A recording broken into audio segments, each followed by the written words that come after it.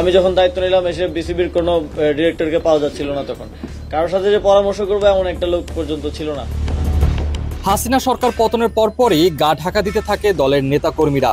Bangladesh cricket বোর্ডেও BCB পরিচালক পদে বেশ কিছু আওয়ামী লীগের নেতাকর্মী ছিলেন যারা সরকার পতনের পর থেকেই লাপাত্তা। সাবেক বিসিবি সভাপতি পাপনও তার ইস্তফা দিয়েছিলেন মেইলের মাধ্যমে। দুর্জয়, ইসমাইল, হায়দার মল্লিক, টিটু সহ খোঁজ মিলছে না আরো অনেকেরই। সেজন্যই বিসিবি বিভিন্ন কার্যক্রমে যে বেশ হিমশিম খেতে হচ্ছে তা আর বলার অপেক্ষা রাখে না। রোববার দুপুরে অন্তর্কালীন সরকারের 100 দিনের কার্যক্রম নিয়ে সচিবালয়ে আয়োজিত সংবাদ সম্মেলনে আসিফ মাহমুদ বিসিবি প্রসঙ্গে বলেছেন, আমাদের শ্রম ও কর্মসংস্থান মন্ত্রণালয় বিষয়ক, যদিও এখন আমি সেই মন্ত্রণালয়ের দায়িত্বে নেই, তবে গত 100 দিনে ছিলাম, সেই বিষয়ক একটা ব্রিফিং আছে।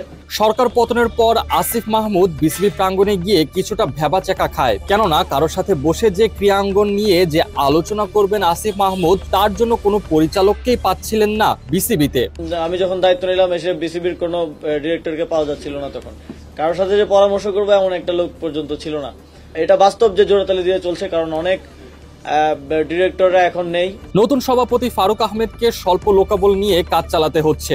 বিষয়টি নজরে এড়ায়নি ক্রীড়া উপদেষ্টা আসিফ মাহমুদের, তাই জানান দিলেন খুব শীঘ্রই নিয়ম মাফিক উপায়ে বিসিবিতে পরিচালক পদে নিয়োগ দেওয়া হবে।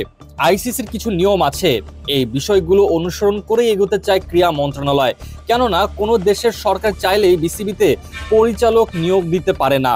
নতুন ডিরেক্টর বা আমরা যে বিসিবির গঠনতন্ত্র আছে তার ভিত্তিতে নতুন ডিরেক্টরদেরকে আমাদের নিতে হবে, এবং সেটা নেওয়ার ক্ষেত্রেও কিছু চ্যালেঞ্জ আছে। এদিকে বিসিবি বাফুফে উভয় জায়গাতেই মিলছে দুর্নীতির গন্ধ।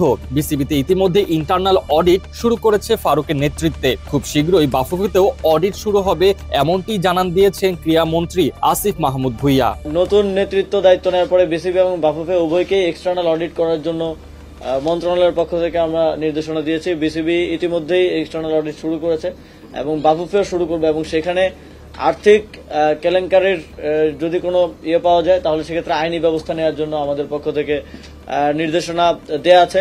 সর্বশেষ আসিফ মাহমুদ জানান, যার যে দায়িত্ব তারা যেন তা সঠিকভাবে পালন করে। এই বিষয়ে তিনি বলেছেন, ক্রীড়ার ক্ষেত্রে আমরা মনে করি যে যার যেটা কাজ তার সেটা বাস্তবায়ন করা উচিত। আমাদের কাজ হচ্ছে এই স্পোর্টস ইনফ্রাস্ট্রাকচার গুলো খেলার উপযোগী করে, স্পোর্টসের ব্যবহার উপযোগী করে ফেডারেশন কিংবা বোর্ডগুলোকে দেয়া, এবং এই কাজটা, এই দায়িত্বটা আমরা আমাদের দিক থেকে পালন করতে চাই। আমাদের দিক থেকে আমরা আমাদের কোনো দায়িত্ব অবহেলা করতে চাই না।